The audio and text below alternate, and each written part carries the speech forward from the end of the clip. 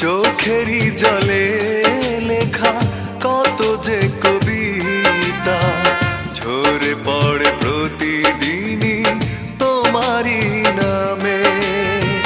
চোখেরই জলে লেখা কত যে কবিতা ঝরে পড়ে প্রতিদিনই তোমারই নামে।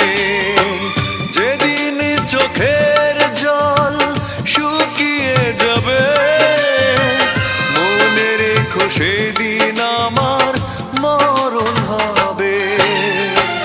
চোখেরই জলে লেখা কত যে কবি